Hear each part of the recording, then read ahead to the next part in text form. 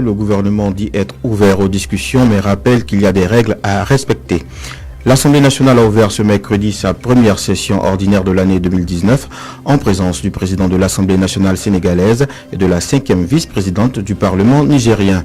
Législative au Bénin, le président Patrice Talon demande aux députés de légiférer en urgence pour sortir de la crise.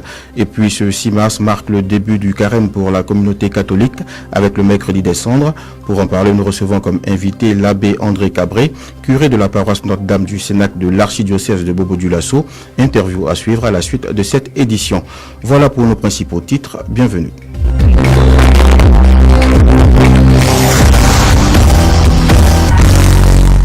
Le Conseil des ministres ce mercredi s'est intéressé à la récente grève de certains éléments de la police nationale. À l'issue du Conseil, le ministre de la Communication et porte-parole du gouvernement a fait le point des démarches entreprises à cet effet par le gouvernement. Rémi Dandino s'exprime au micro d'Elvis Nadeau.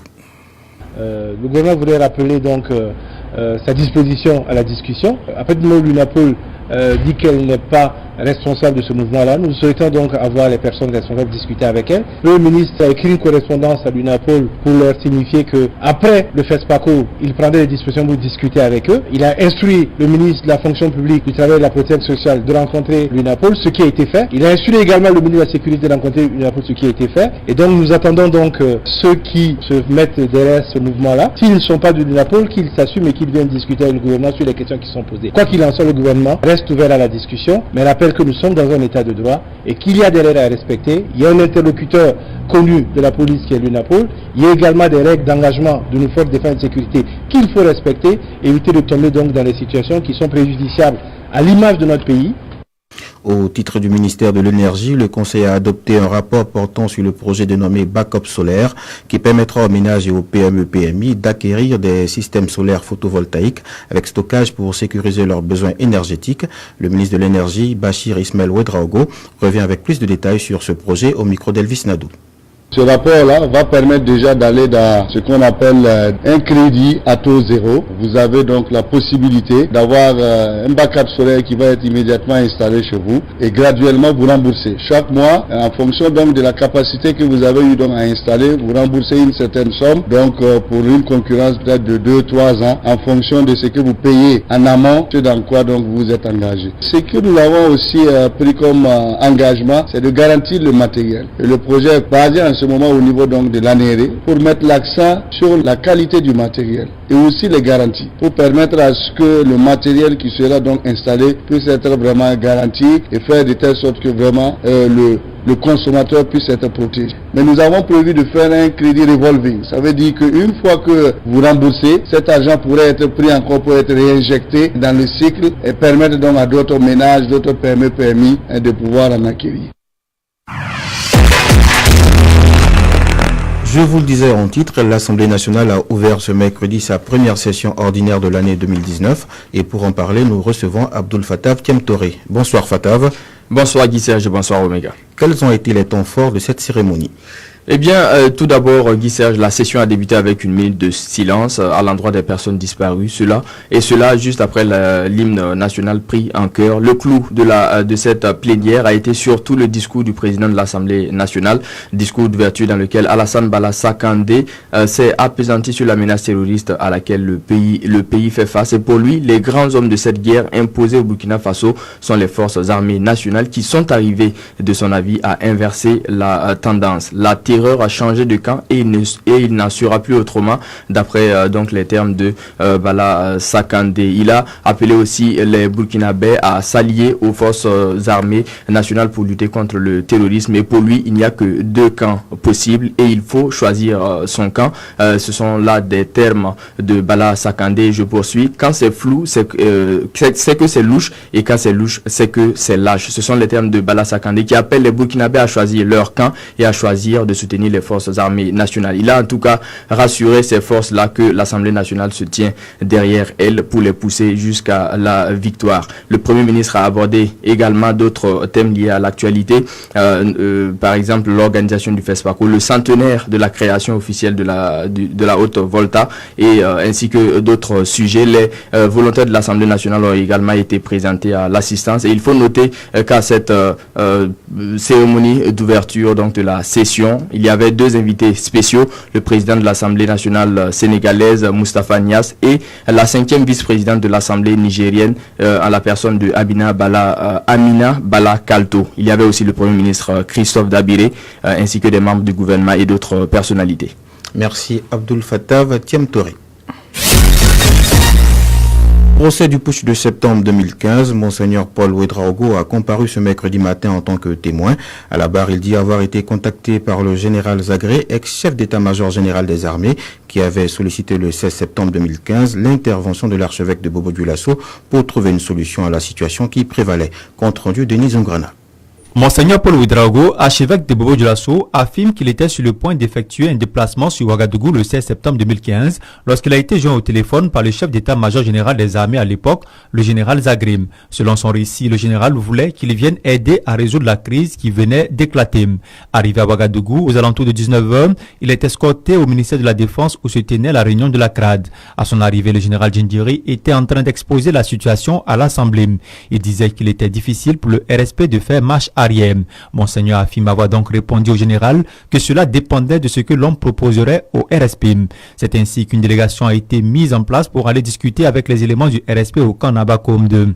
Des 4 personnes qui composaient cette délégation, l'archevêque de Bobo-Dioulasso faisait partie.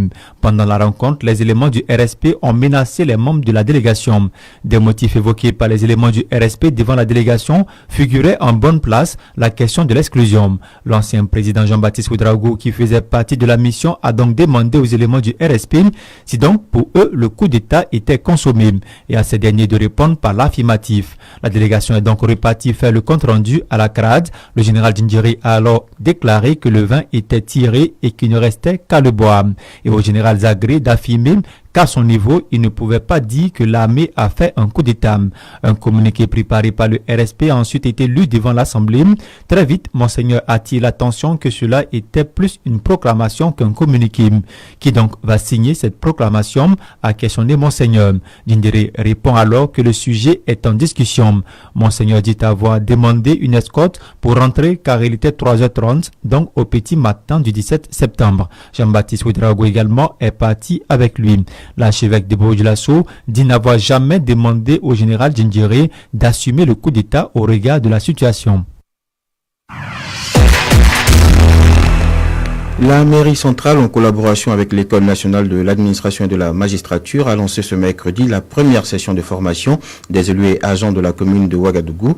Cette rencontre de 48 heures intervient dans le cadre du plan biennal 2019-2021 de renforcement de capacité des élus locaux, placé sous le thème « Rôle et mission du conseiller municipal dans la promotion de la gouvernance locale et du développement local ».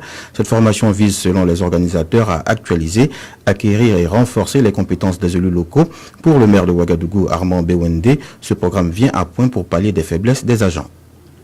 C'est par rapport à ces faiblesses-là que nous avons décidé de renforcer nos capacités. Et pour cela, il fallait choisir l'institution la mieux indiquée pour pouvoir nous apporter ce renforcement de capacités. L'ENAM est devenu aujourd'hui un centre de référence de compétences en matière de renforcement de capacités des travailleurs et des élus. Donc nous avons posé notre problème à l'ENAM. Ils sont venus, ils ont diagnostiqué. Et à partir du diagnostic qu'ils ont fait, ils ont vu les compartiments dans lesquels nous avions des faiblesses. Et ce sont ces compartiments que nous allons renforcer. Et pour le directeur général de l'ENAM, Awalou Ouedraogo, il s'agit d'une formation taillée sur mesure. La formation vise à renforcer la capacité des acteurs locaux par rapport à la gouvernance locale, les techniques et les procédés nouvelles qui sont nées dans un environnement assez volatile par rapport à bien conceptualiser la notion de décentralisation et aussi la gouvernance locale. Pour pouvoir imprimer une vision d'une gouvernance locale structurée vers le développement local. Qu'est-ce qu'il faut faire, comment est-ce qu'il faut faire et quand est-ce qu'il faut faire pour qu'il y ait un développement au plan local. Les formations vont être adaptées par rapport à l'environnement et au contexte local, aux groupes qui sont là. En fonction du niveau des acteurs, des participants, la formation va être adaptée puisque c'est une formation qui est taillée sur mesure. Des propos recueillis par Fabiola Ouedraogo. Ouagadougou en 2050 vive le quotidien à l'échelle du grand territoire. C'est sous ce thème que la commune de Ouagadougou organise du 5 au 15 mars un atelier international d'urbanisme de la ville. Venus des 5 continents, les urbanistes et architectes qui prennent part à cette rencontre vont réfléchir entre autres pour l'amélioration du lien entre la ville de Ouagadougou et les barrages, le désenclavement des quartiers nord de la ville. Judith Traoré. L'une des principales qualités qu'une ville doit avoir, c'est la planification. La planification urbaine suppose des projections sur des années car on ne construit pas une ville en 5 ou 10 ans, mais sur de longues décennies. C'est fort de ce constat que la commune de Ouagadougou a pensé un vaste projet d'urbanisme de la ville de Ouagadougou et cet atelier permettra de donner vie au projet selon le maire de la commune de Ouagadougou, Armand Biwende. Cet atelier international va réfléchir sur un quartier que nous voulons un quartier émergent, c'est-à-dire le nord de Ouagadougou. Quand vous regardez le quartier Tanguin, il est proche du centre-ville, il est à moins de 2 km. Mais quand vous voulez y aller, vous vous rendez compte que vous allez mettre des heures et des heures par manque d'infrastructures. Ce quartier abrite à peu près un tiers de la population de la ville de Ouagadougou. Donc il faut le restructurer, le penser. Au-delà des quartiers nord, ce projet va toucher aussi toute la ville à travers le plan de réorganisation. Maurice Dieudonné Bonanier, ministre de l'Urbanisme et de l'Habitat. Dans une ville, il y a plusieurs fonctions. La fonction du travail, il y a la fonction des distractions, il y a la fonction sanitaire, il y a la fonction de la mobilité urbaine. Il faut pouvoir faire un condensé harmonisé de toutes ces fonctions pour permettre à la ville de remplir son rôle. Pour sa mise en œuvre, ce projet bénéficie de l'accompagnement financier de l'Union européenne à hauteur de 500 millions de francs CFA. Et dans le cadre de la mise en œuvre de son programme d'activité 2019, le Fonds permanent pour le développement des collectivités territoriales a tenu ce mercredi à Ouagadougou une rencontre d'échange avec l'Association des régions du Burkina. À l'issue de la rencontre, une convention de financement a été signée entre les deux structures. Une convention qui permettra à l'ARBF de disposer de fonds pour la réalisation de projets structurants au bénéfice des régions. Alinta Ouedraogo. Dans sa vision de développer les structures déconcentrées au niveau régional et participer au développement des communes et à l'amélioration des conditions de vie des populations, le Fonds permanent pour le développement des collectivités a tenu à rencontrer l'ARBF afin de cerner ses besoins réels pour mobiliser suffisamment des ressources afin de les mettre à la disposition des régions. Le directeur général du Fonds permanent pour le développement des collectivités territoriales, Bruno Dipama. Alors vous savez que notre pays a amorcé un nouveau cycle en ce qui concerne la décentralisation, qui est le 3e cycle. Et la vision prospective à l'horizon 2040, c'est que les collectivités territoriales puissent délivrer des services sociaux de qualité aux populations à la base. Et comme c'est un processus, nous devons à partir de maintenant de travailler main dans la main pour pouvoir matérialiser cette vision prospective.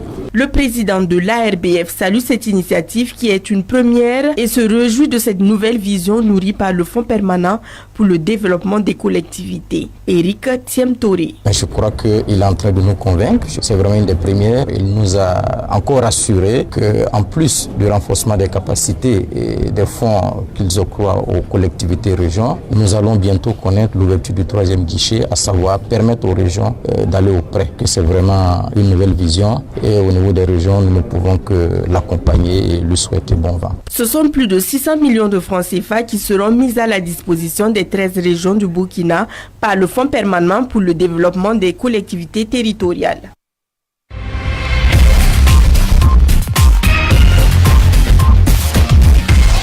Au Bénin, le président Patrice Talon a rencontré ce mercredi matin les représentants des partis politiques au palais de la Marina. Une rencontre qui s'est tenue sans l'opposition traditionnelle, excepté les forces Kori pour le développement du Bénin du professeur Soumanou Toleba. Pour l'essentiel, Patrice Talon a invité les membres de la législature finissante à voter des lois plus souples afin de permettre une participation de toutes les forces politiques qui le souhaitent aux législatives d'avril prochain. On retiendra essentiellement de cette audience que Patrice Talon a mis le Parlement devant ses responsabilités, car il a laissé entendre que la balle est désormais dans le camp des députés. Ces derniers sont invités à légiférer en urgence en proposant des tests plus adaptés pour sortir de la crise. Enfin, les Nations Unies s'inquiètent d'un usage excessif de la force contre les Gilets jaunes lors des manifestations en France. La haute commissaire aux droits de l'homme de l'ONU, Michelle Bachelet, a réclamé ce mercredi une enquête approfondie après les nombreuses accusations de violences policières portées par les manifestants. Il y a quelques semaines, une délégation de Gilets jaunes avait été reçue par le Haut Commissariat situé à Genève, note la Tribune de Genève. Et c'est avec la page internationale que nous refermons cette édition, mise en onde par Bourema Maïga. Dans un instant, le sport et notre page invitée. Très bonne suite de programmes sur nos antennes.